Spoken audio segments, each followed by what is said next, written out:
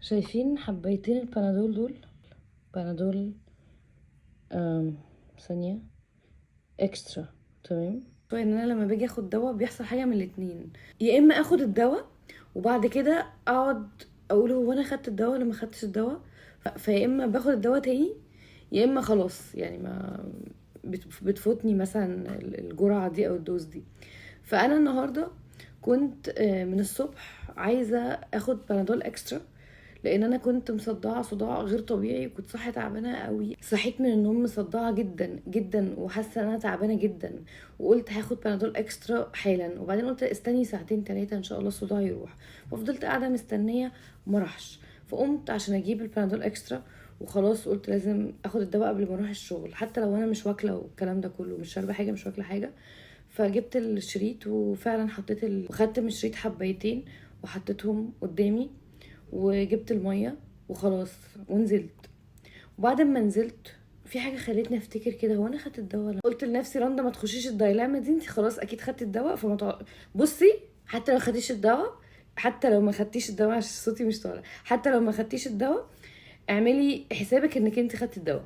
خلاص انت خدتي الدواء واقنعي نفسك انك خدتي الدواء، عشان ايه؟ ما تاخديش الدواء مره تانية، يعني مش هاخد 4 بنادول اكسترا في ساعه يعني. فقلت لا خلاص انا خدت الدواء، فصدقت ان خدت الدواء، فالصداع راح وفضلت طول اليوم كويسه واشتغلت. وحسيت ان هو اصلا في كافيين وفي باراسيتامول، فده اللي بيفرق عن الادفانس. البنادول اكسترا بيبقى فيه كافيين، البنادول ادفانس باراسيتامول بس. فالكافيين لما بتاخد الكافيين وانت زي القهوه زي اي حاجه فيها كافيين، لما بتاخد الكافيين وانت مش نايم كويس او انت تعبان من الشغل او كده تقدر تفوق شويه. فانا حسيت ان انا فقت اوكي وخلاص شغل.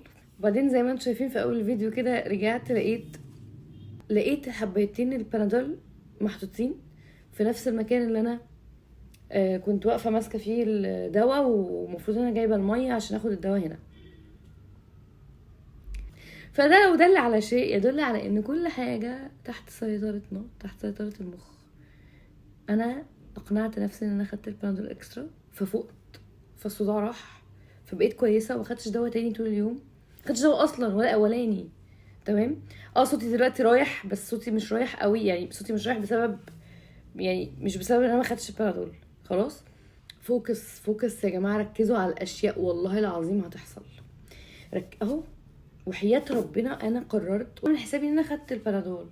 انا مش معقول اخد 4 بنادول، عملت حسابي ان انا خدت 2 بنادول، فلو خدت 2 بنادول تانيين يبقى انا كده ايه؟ اجمالي 4 بنادول، فمش هينفع، هيبقى كتير. فقعدت اقنع نفسي ان كده كتير يا رندا، بس فخلاص فبقيت كويسه. فلا، الموضوع يعني اقنعوا نفسكم بالحاجه هتحصل بحياة ربنا.